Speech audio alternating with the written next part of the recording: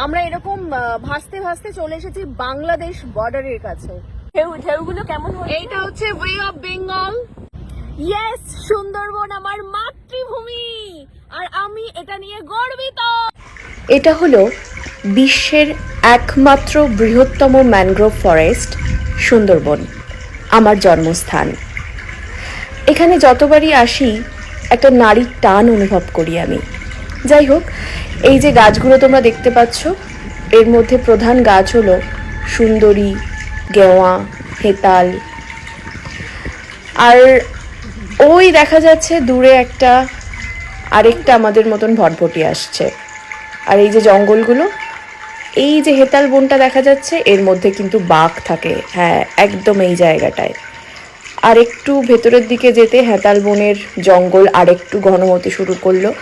আর ওই যে জাল জাল মতন যেটা দেখতে পাচ্ছ, ওটা কিন্তু বাঘেদের থেকে নিজেদেরকে প্রোটেক্ট করার জন্য।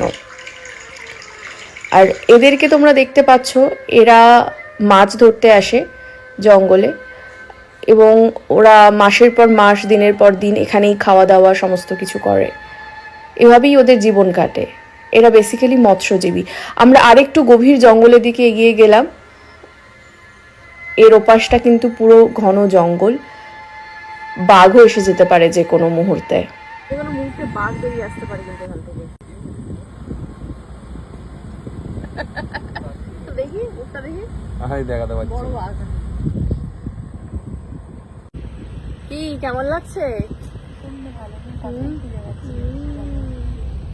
এই যে আমরা এখন বসে আছি জঙ্গলের মধ্যে দিয়ে যাচ্ছি। আমরা চলে এসেছি মোহনার কাছে, একদম সমুদ্রের।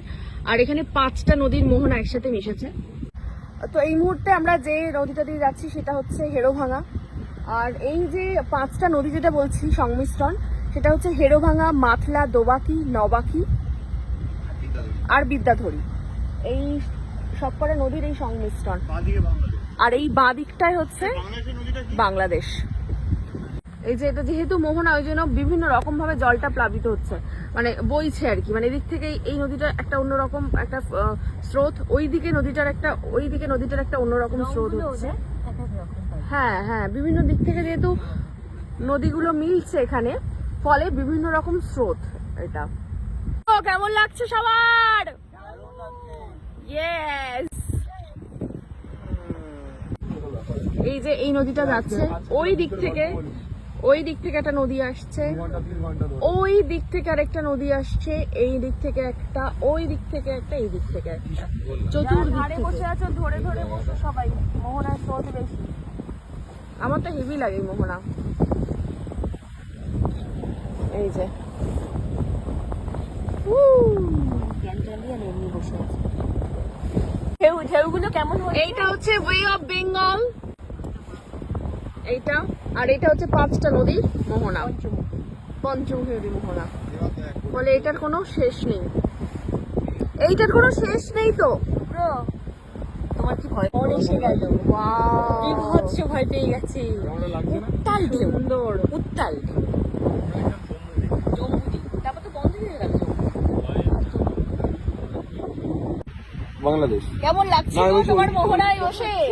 ভালো লাগছে। মানে ওইটা ওয়ে অফ বেঙ্গল, ওইটা কোনটা বে অফ বেঙ্গল? এই যে কোনো পুল নেই, এটার কোনো শেষ নেই, বুঝতে পারছো?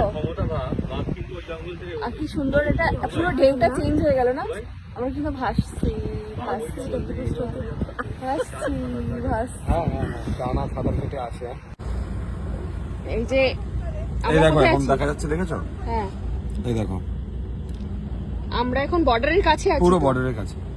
এই যে একদম বাংলাদেশ বর্ডার। সুন্দর। আমরা এরকম ভাসতে ভাসতে চলে এসেছি বাংলাদেশ বর্ডারের কাছে। যে কোনো মুহূর্তে কিন্তু হয়ে যেতে পারে অনেক কিছু। বুঝলে, পড়ে বসো তুমি, একটু গান হোক। এত সুন্দর ঢেউ হচ্ছে, এই দেখো জাস্ট এই যে যখন ঘোরাবে কিন্তু তখন তোমার কিন্তু হালত খারাপ হয়ে যাবে। দারুণ দারুণ লাগছে। ও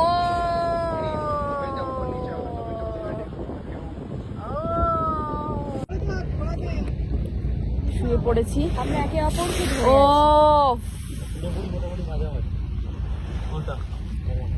লাভলি। হ্যাঁ